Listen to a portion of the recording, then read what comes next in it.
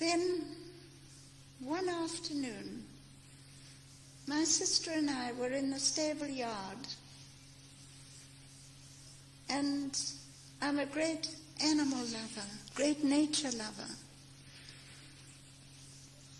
And we saw this great object going across the sky.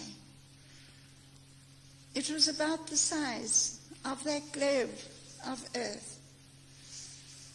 And it went quite slowly across the sky.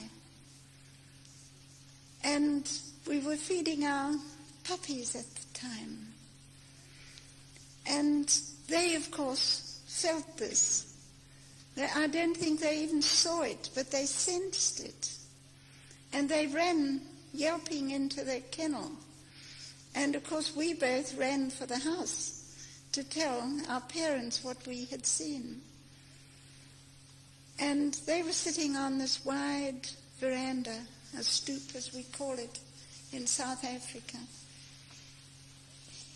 And they couldn't see it, of course, because the veranda roof sloped down like that. And I remember them saying, it must have been a meteor. And I said, no, that was no meteor. I knew then. Within me, I knew. And this was how it all started. I became interested in the sky, in all that happened around me. I learned to fly aeroplanes, to go up there into the sky and to see, to find out what was happening, to go into the storm clouds, to find out all about nature and the natural physics of this planet. Then, to cut a long story short, because this is a very, very long story, and this evening I can only touch on the fringes of it. It's such a tremendous story. Then, later, when I was married, we were flying up from Durban to Johannesburg. Now, this is quite a long distance. It's about 400 to 500 miles. And we took a shortcut across the Drakensberg, which is the most beautiful range of mountains.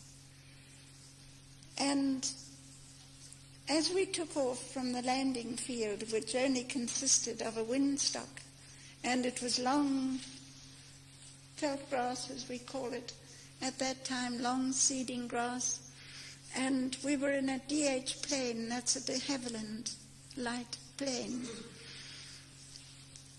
My first husband was the pilot, and I was the navigator. And I looked to the east to get my bearings, and there, coming out of the sky, was a great blue-white sphere, coming straight for us on a collision course. And I forgot about the earphones and tapped my husband on the back of his neck, and he turned and saw this. And, of course, we lost altitude. He got such a shock. And this enormous craft came straight for us. And as it approached us, it leveled out and paced beside us. And I could see this enormous ship. She was beautiful.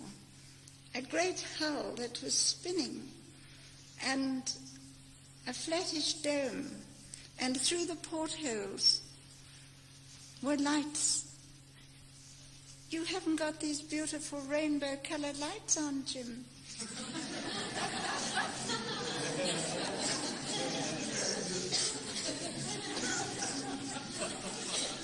It was like this, the different colored lights of the spectrum that were coming from her and out of the portholes, and beneath was the most beautiful light of all, of deepest violet, like this carpet.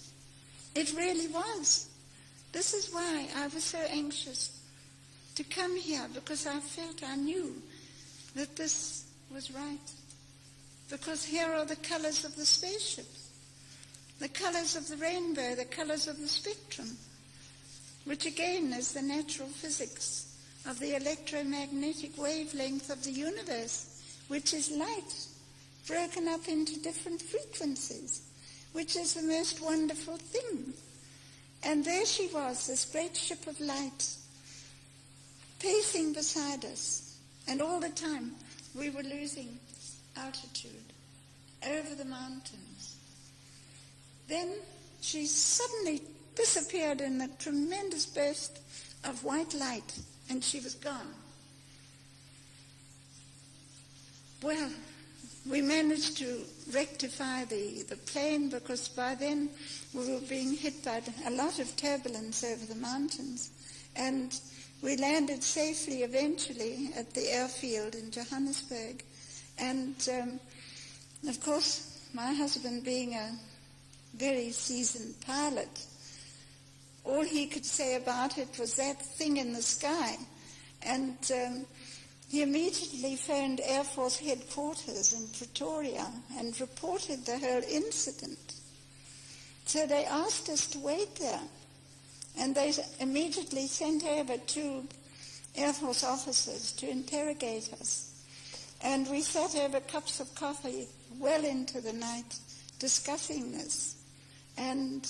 But I knew, here was the spaceship back again. I didn't say anything, because my woman's intuition, I knew, would not be understood by very down-to-earth Air Force officers. So I kept my thoughts to myself. And as time went on, the Second World War, just prior to that, we were stationed in England at de Havilland's experimental station, which is at Hatfield in Hertfordshire, England.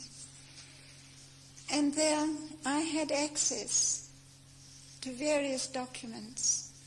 By then I was in Air Force Intelligence, South African Air Force, seconded to the Royal Air Force Intelligence. So I had access to these documents. And all the time I was looking for a circular craft.